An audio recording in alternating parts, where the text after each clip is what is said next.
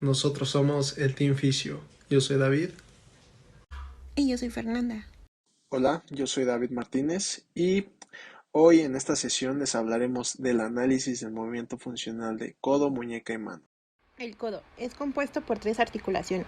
Si lo vemos desde el punto de vista anatómico, es considerado por una cavidad articular, la membrana, la cápsula y los ligamentos que son comunes. El complejo óseo está conformado por el húmero. En su vista anterior tendremos a la fosa coronoidea, fósita del radio, epicóndilo lateral, cóndilo humeral, cresta supracondilia medial, epicóndilo medial. En su parte distal representa la tróclea humeral, tiene una forma de polea simétrica en su borde medial, desciende más distalmente, es cubierta por cartílago formando un arco de 330 a 340 grados, permite la flexoextensión. Cóndilo del húmero, es un relieve óseo en forma de esfera, recubierta por cartílago, proyectada anteriormente y se articula con la fosita articular del radio. Por hecho recibe la cabeza del radio.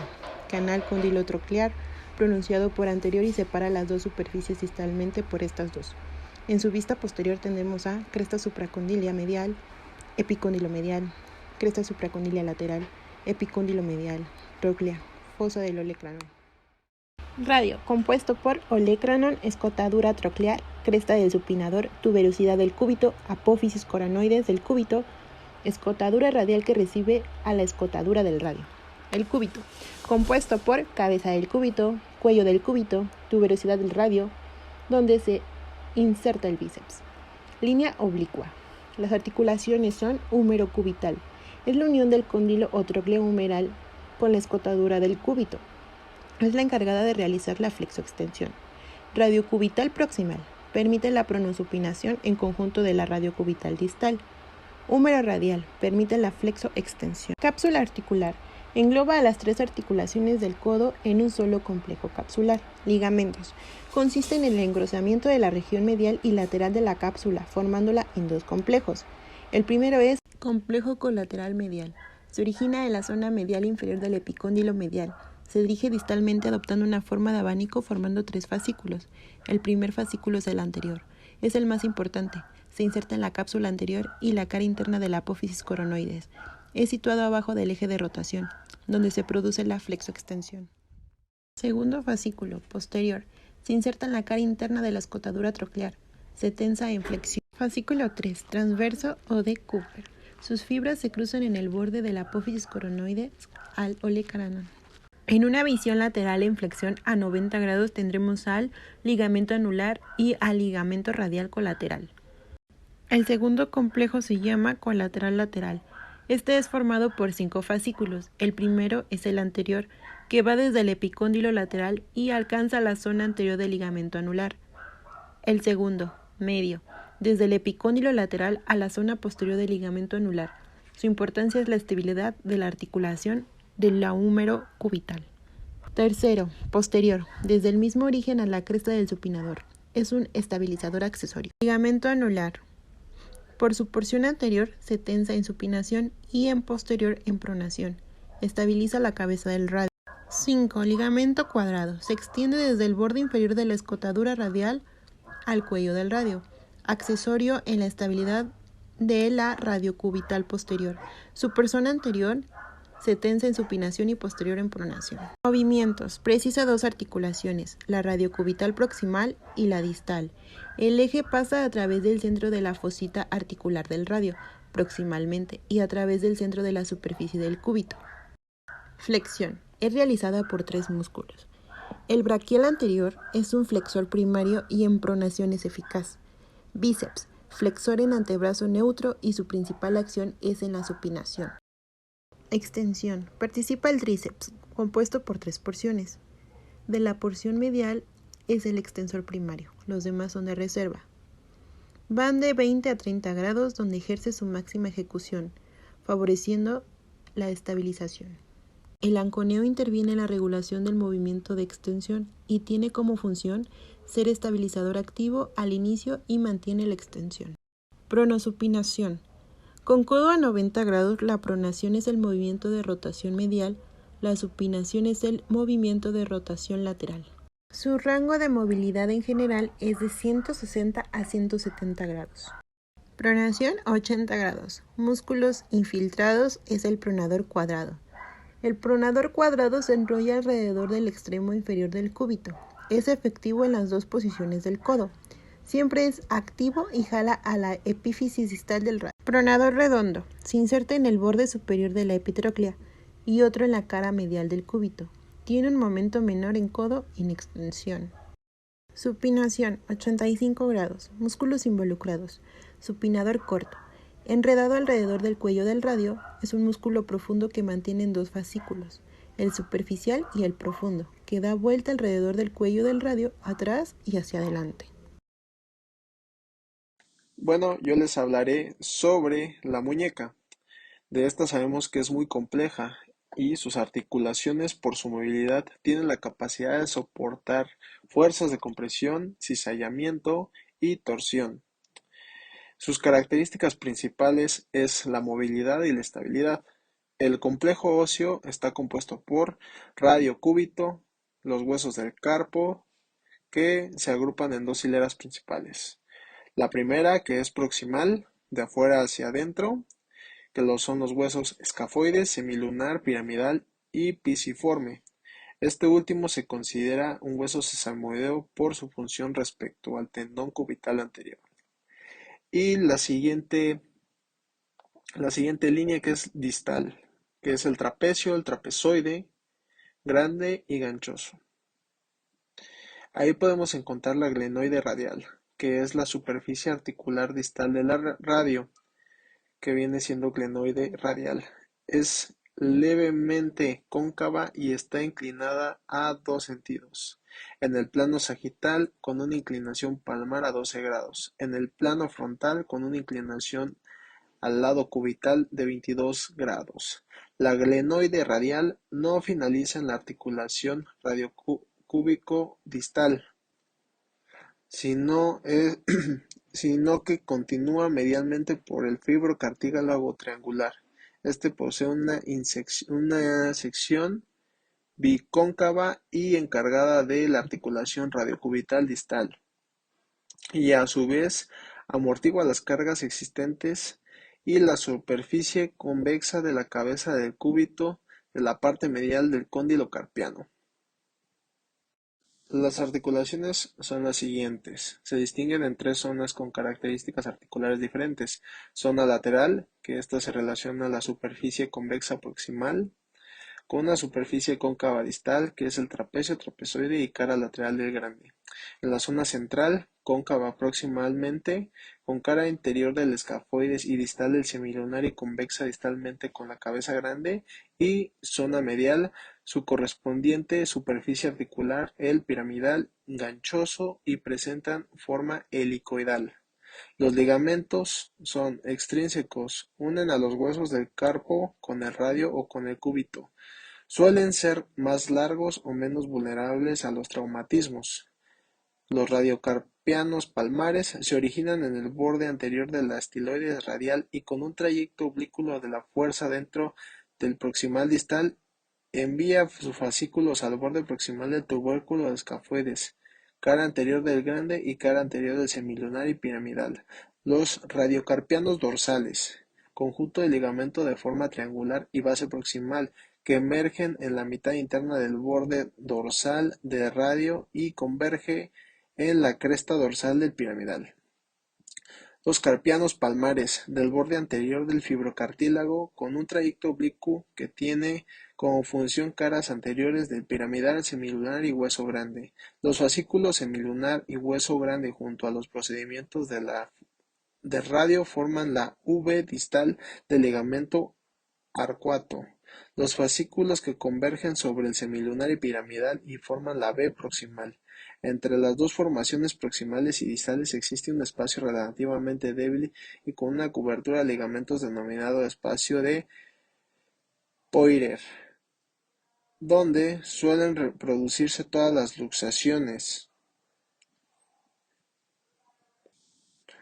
Los intrínsecos se relacionan con los huesos carpianos entre sí, más cortos por función de los más importantes son mediocarpianos palmares, incluyen una serie de fascículos que convergen sobre la cara anterior del grande y ganchoso. Procederemos a la tuberosidad del escafoides, del sector lateral y de la cara anterior del piramidal, que es la cara sectorial medial. Y los mediocarpianos radiales, grupo de fascículos que originan la cresta lateral de la tuberosidad del escafoides y se divergen de forma de abanico hacia las caras dorsales del trapecio y trapezoide. Mediocarpianos dorsales, colección de fibras que unen transversalmente del piramidal con cresta dorsal, escafoides y caras posteriores del trapecio y trapezoide. Los interosseos palmares y dorsales. Todos los huesos pertenecientes a una misma hilera están relacionados entre sí mediante ligamentos cortos palmares dorsales que garantizan el movimiento sinérgicos en la hilera proximal de la elasticidad y porción de los ligamentos. Permite la existencia de movilidad del escafolunar y lunopiramidal independiente. Los músculos principales y responsables de la movilidad del muñeca se insertan en dos lugares: en la hilera distal, cubital anterior en la apófisis uniforme del ganchoso, en la base del metacarpianos primer radial, en el dorso de la base del segundo mediocarpiano, segundo radial, en el segundo dorso del tercer mediocarpiano, cubital posterior del dorso del quinto metacarpiano, palmar mayor anterior de la base del segundo metacarpo y aducción del largo pulgar en la cara radial del primer metacarpo. Los movimientos son flexión y extensión, movimiento alrededor del eje transversal. La flexión se activa los dedos a los 90 grados, con puño cerrado al 65 grados. Con flexión pasiva 125 grados con inclinación cubital. Los flexores más potentes están alejados de este eje, el cubital anterior y el palmar mayor y menor. Están a la mitad de la mitad de la cara interna de la muñeca. Su contracción es sinérgica que produce flexión y desviación cubital. La extensión se activa a los 80 grados abierto o cerrado. La extensión pasiva 95 con inclinación radial. Los extensores más potentes son el extensor largo del pulgar y primero y segundo radial. Se encuentran a la mitad del dorso de la muñeca, por lo que provocan desviación radial. Las desviaciones radial y cubital se realizan en un eje anteroposterior. El centro de la rotación es móvil y se localiza alrededor del centro del hueso grande. La amplitud tomando como referencia el tercero metacarpo. Desviación cubital 30-40 grados. Desviación radial 15 grados. La desviación cubital aparece al cubital anterior, se contrae sinérgicamente con el cubital posterior. La hilera distal sufre una rotación de un eje anteroposterior que aproxima a la base del quinto metacarpo a la apófisis estiloides del cúbito, que permite que el hueso ganchoso se aproxime al cúbito lateral y realiza un movimiento de extensión transmitido por ligamentos interóseos al semilunar, acompañado de un desplazamiento del plano frontal del sentido contrario al escafoide. Sigue movimiento en la extensión y su relación al semilunar a través de los ligamentos interóseos y tracción de ligamentos carpianos anteriores. Semilunar se desplaza radialmente a 15 grados y se extiende a 5 grados. El escafoide se extiende a 8 grados y se desplaza radialmente a 17 grados. La desviación radial. El movimiento que se origina en el trapecio y el trapezoide, los cuales se acercan a la estiloides radial, ejercen una presión escafoides obligándolo a flexionarse. Escafoides pierde una altura y proyección presentando un signo de anillo, y esta flexión es la suma ligera del desplazamiento cubital, que es segundo por la hilera proximal. Esto provoca un piramidal pierda la relación de radio en la grande y pierde contacto con el piramidal. Mano es el extremo distal del miembro superior, órgano de presión tanto por habilidades motoras como por discriminación sensitiva. Los movimientos realizados por el hombro, codo, muñeca tienen como fin proporcionar a la mano orientación, posición y estabilidad necesaria para llevar a cabo su actividad. Desde el punto de vista estructural, la mano se considera como un conjunto de piezas óseas. Lleva a cabo la segunda fila del carpo, metacarpianos y falanges. Cápsula. Es delgada, laxa y más gruesa en la cara palmar. Forma unos fondos de saco, anteriores y posteriores, que actúan con el fibrocartílago evitando obstáculos en el movimiento. Ligamentos. Están los laterales, interno y externo, donde empiezan en el tubérculo lateral del primer metacarpiano y tiene 3 fascículos. El primer fascículo es el metacarpo falángico, descendiente y oblicuo hasta la falange proximal. El segundo es el metacarpo glenoideo, hacia adelante y se inserta en las bandas del cartílago glenoideo y da estabilidad. El tercero, falangoglenoideo. Están los ligamentos palmares. Son inconstantes, fibrocartilaginosos, adheridos al ligamento transverso del carpo y situados en los intervalos libres que quedan en la cara volar entre los ligamentos laterales. Ligamentos transversos del metacarpo. Forman una larga cinta que transcurre transversal desde el segundo al quinto metacarpiano, insertándose en los bordes del fibrocartílago glenoideo. Delimita túneles osteofibrosos donde pasan los músculos, tendones, vasos y nervios. Los ligamentos y la cápsula se integran en una estructura central. Contienen y sostienen tendones flexores y extensores de la mano. Articulaciones metacarpofalángica son de tipo condilia que permite la flexoextensión, abducción, aducción y pequeños movimientos pasivos de rotación axial. Movimientos. En flexión activa tiene 90 grados, limitada por el ligamento palmar interdigital. En la extensión activa tendremos de 30 a 40 grados, llegando a 90 grados en pasiva. Abducción y aducción serán en 30 grados.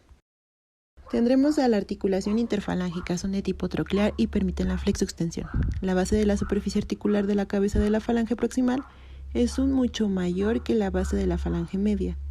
En la base de esta existe un fibrocartílago glenoideo, que en la flexión se desliza sobre la cara palmar de la falange proximal. En la flexión activa tenemos que la interfalángica proximal es mayor a 90 grados y la interfalángica distal es hasta a 90 grados.